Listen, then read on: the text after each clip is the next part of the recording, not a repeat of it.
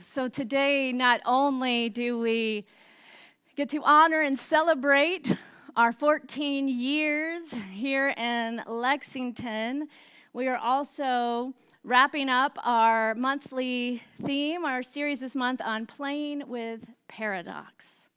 And we've been talking about embracing the both and, how things in our world can seem to be polar opposites, but there is magic in embracing the mystery and the unknown, in honoring both sides and realizing that there's something new to be birthed and created by holding the tension between these two seeming opposites, between these two polarities, so that a new way or a third way can be birthed.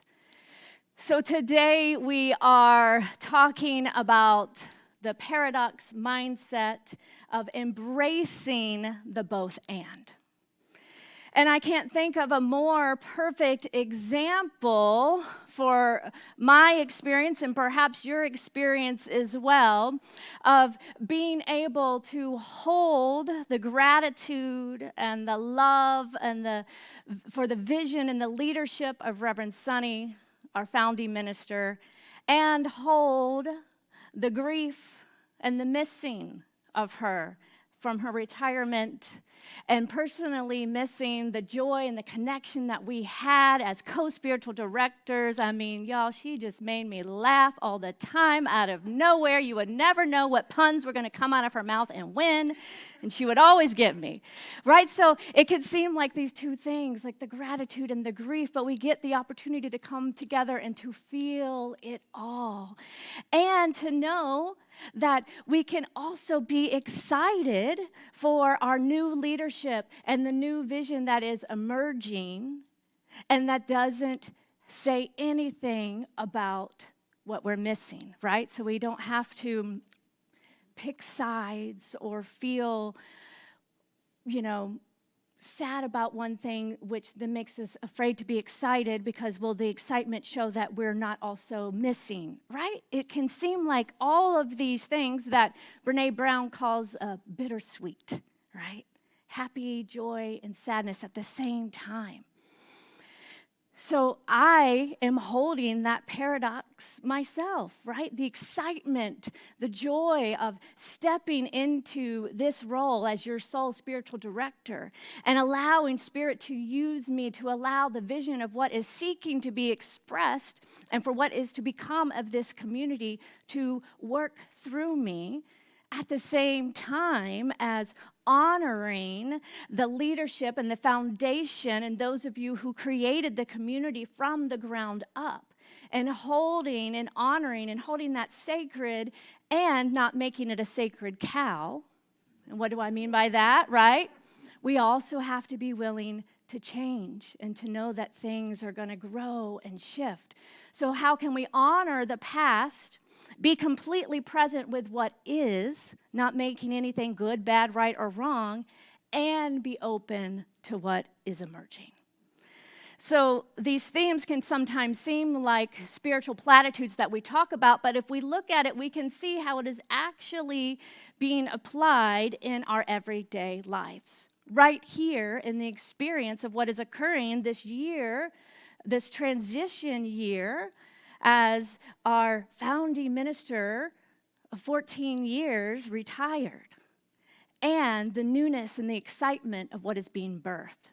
We can hold the both and.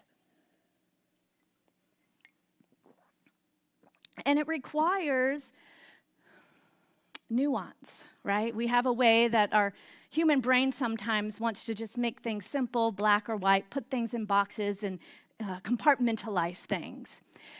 But there's nuance, and it requires a certain level of emotional intelligence to be able to navigate these polarities of a multitude of emotions.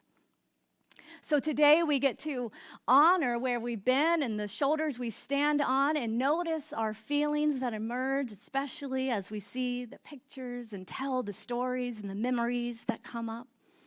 to honor that and not make it mean anything more than what it was. To notice the array of experiences and emotions that you may have as you look around. For those of you who may have been here for 14 years or 2 weeks, we have memories, we have stories, and we want to hold them lightly, like a precious stone, but not grip too tightly that we're not open for, I said stone, but I meant seed, that we're not open for this seed to bloom and to blossom, right? So we hold it. It's precious. It's sacred. And we remain open. So being grateful, the both and.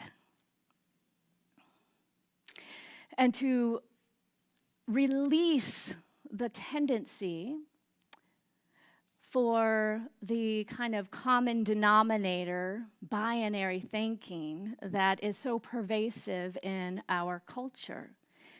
To open up to the possibility of life, knowing that we live in a world of infinite possibility, of pure potentiality. And to paraphrase Dr. Ernest Holmes, the founder of the Science of Mind teaching, in which the center is based on, we must know that freedom from all discord can surely be attained by all. And that is what we are here for. Dr. Holmes was very good at holding this paradox mindset and living in the genius of the and instead of the tyranny of the either or. He said it is, again, I just have to say that, the wording, this was written back in the late 30s, so it may sound a little archaic, but I will slowly read it through a few times. He said, "It is a popular belief that those who practice this science of mind, are a class of people who declare that everything is perfect, when, as a matter of fact, everything in the objective experience of the race," and by that he means the collective, the race, humanity, "is not perfect. And indeed, it is far from being perfect." So what does this mean? He means that we hold and see the reality of the experience, the suffering and pain in the world, and at the same time, we have the ability to hold and to see and to know the divine perfection of humanity, the wholeness that is back of all things, living and expressing through all of us. So it doesn't mean that we tell ourselves that limitation is actually freedom, or that bondage is liberty, or that sickness is health. We do not deny the conditions or claim that our physical objective experiences are an illusion. But we do make the claim that beyond this human experience and material existence, behind this all is this process of spiritual growth and evolution that, as Emerson said, one mind common to all people, and that this one mind is perfect, is whole, is complete. And this is the very essence and nature and truth of all of us. So this teaching within itself is a paradox. To sit with, to see, to acknowledge what is occurring, and to know that that does not have to be the truth of my experience from this moment forward.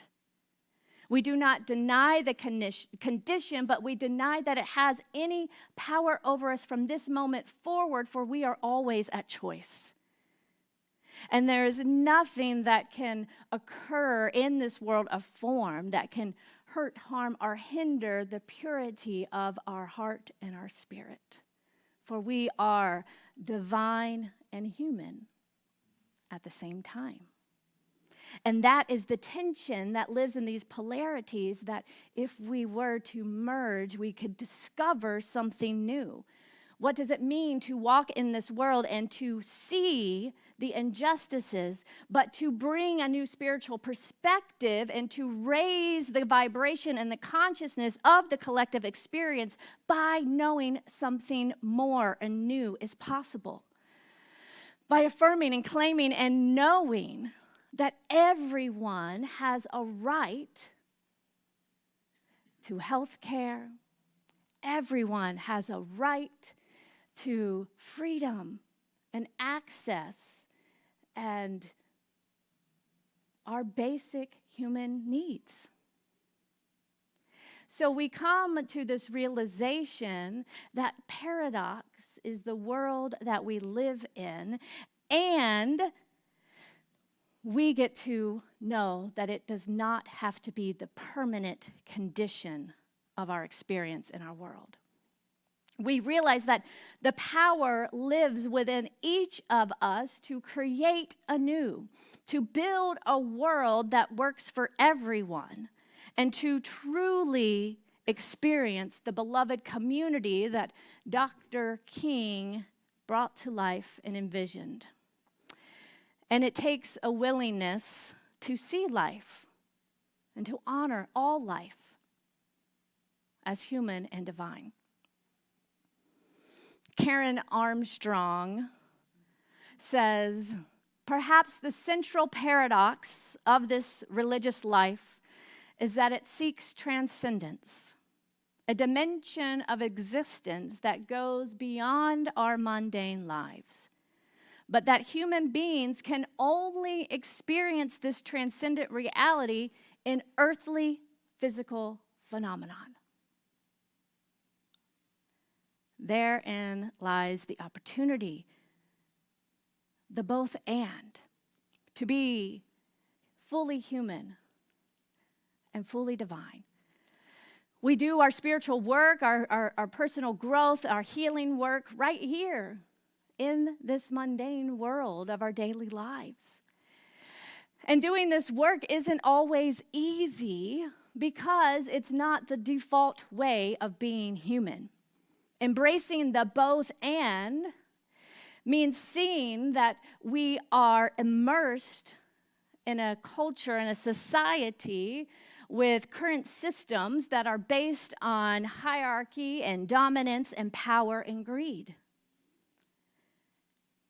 So what is easy is actually just to live by the status quo and not think critically or engage any type of curiosity as to why we do the things we do, why we participate in the systems we do, why we choose to collectively uphold these systems of oppression, which are an outpicturing of our collective consciousness.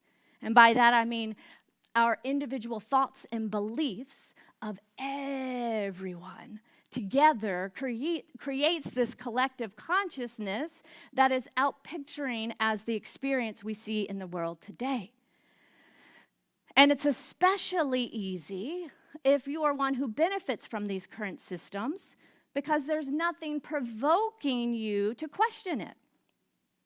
Your life is working, and you may credit yourself with manifesting this experience of success or wealth and power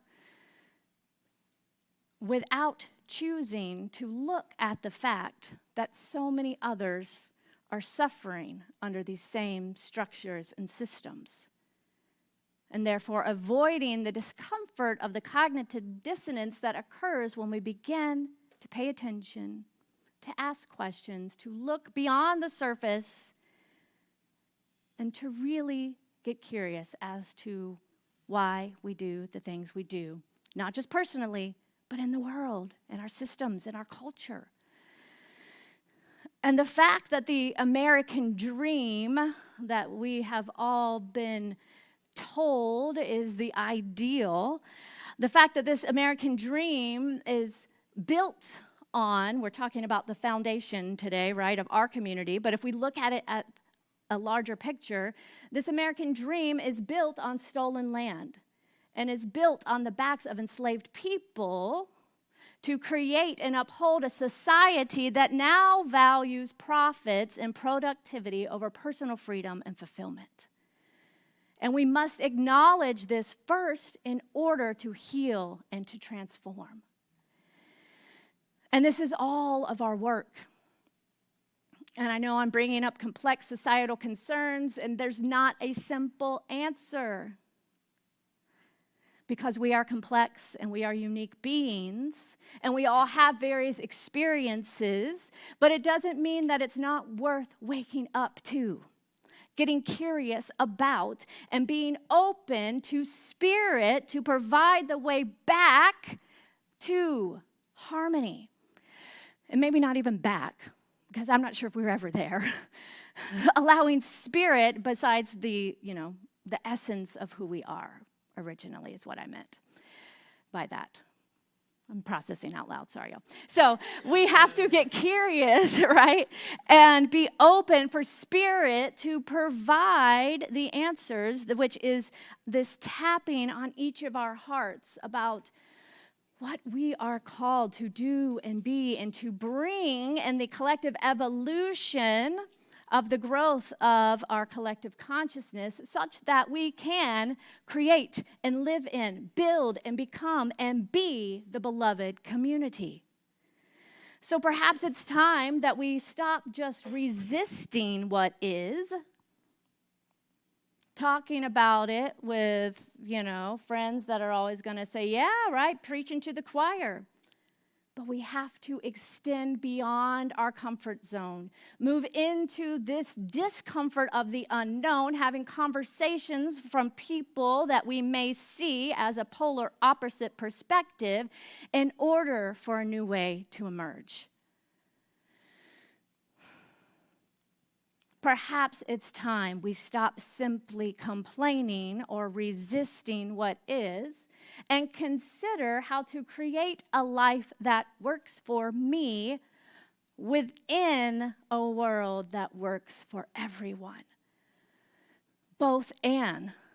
The ideals of freedom and prosperity, of the American dream and the beloved community coming together. But it can only occur once we have acknowledged and healed our collective past.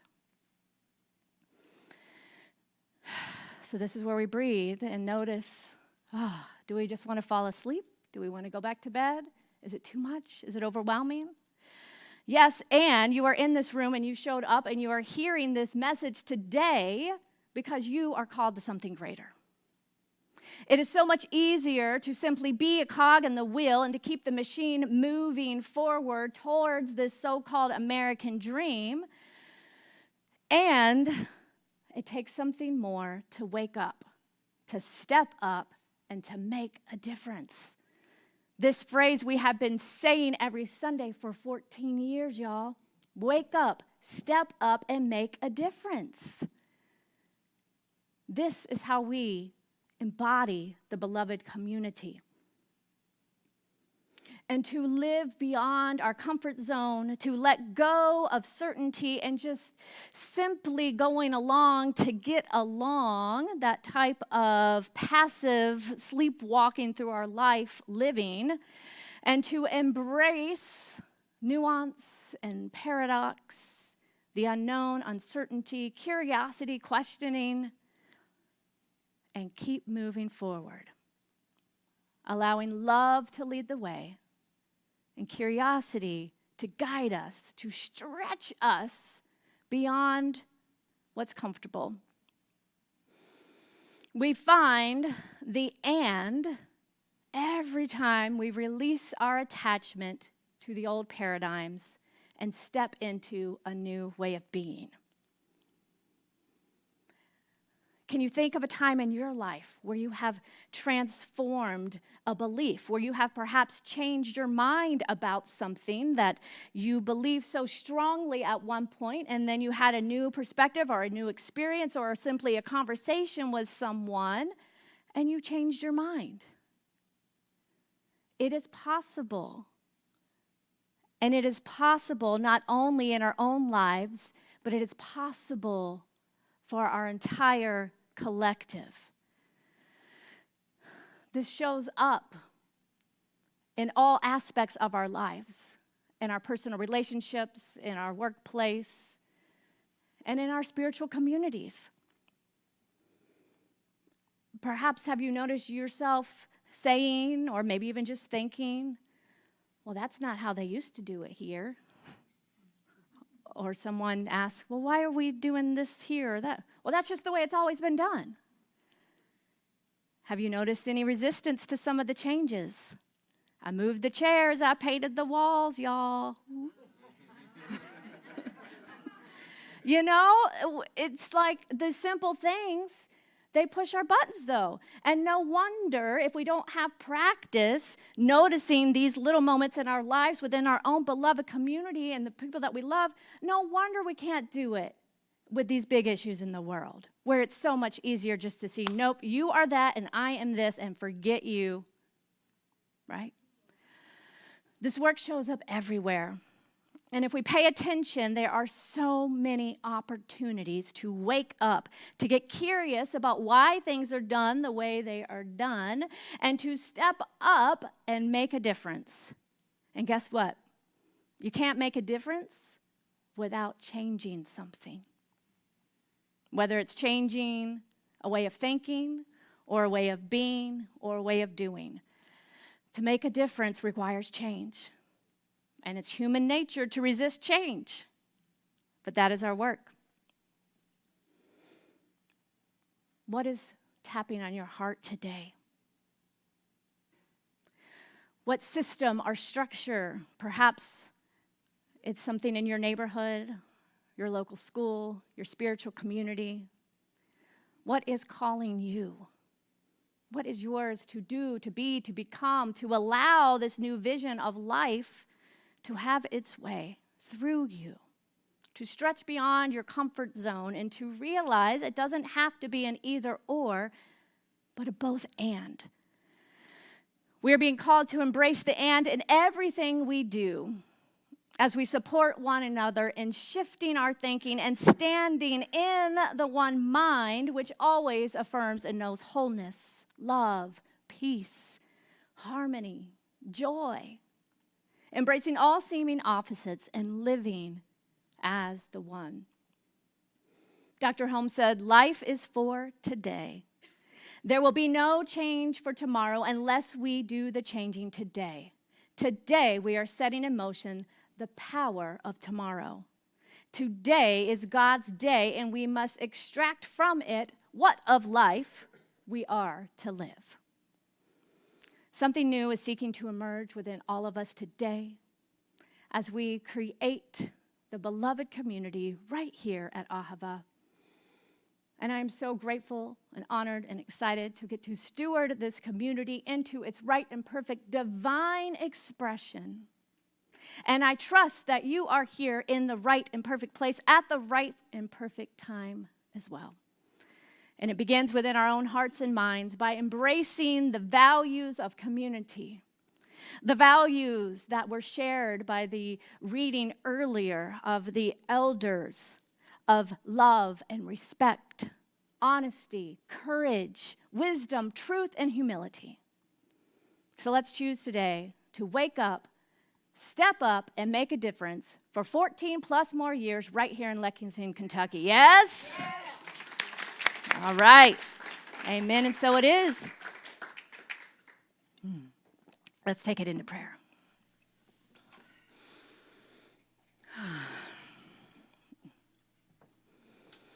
Taking a nice deep breath and just dropping into your body. Moving from the mind to the heart and allowing everything that has occurred so far this morning to be fully integrated into our experience, body, mind, soul. As we know and recognize the one life, the wholeness, the divine expression of love, of peace, of joy, of freedom. This one life that is living and moving and having its very being in each of us. So we realize right here, right now, that there is only one thing happening in, as, and through all of us. And it is from this place of oneness that I speak this word now, affirming a world that works for everyone. Knowing what is mine to do and saying yes to allowing spirit, love to guide the way, to wake up, to pay attention, with love and curiosity to that which is seeking to be known, holding the both and for a new way to emerge,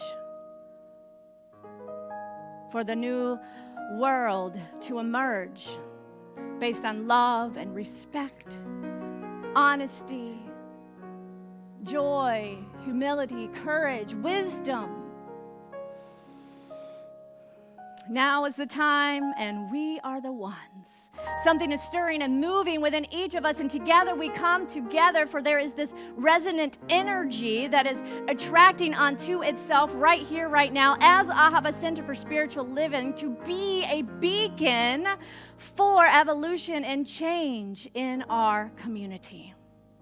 So I say yes. I say yes to Spirit using me in this way. I say yes for this community being on the leading edge, on the forefront of what is emerging in Lexington and beyond. I'm so grateful. So grateful to know that this word is fulfilled. It is already done in the mind of God, and therefore I say yes to allow it to unfold right here, right now, through each and every one of us. And letting it be, I simply release and let go and firm. And so it is. Amen. So it is. Mm-hmm.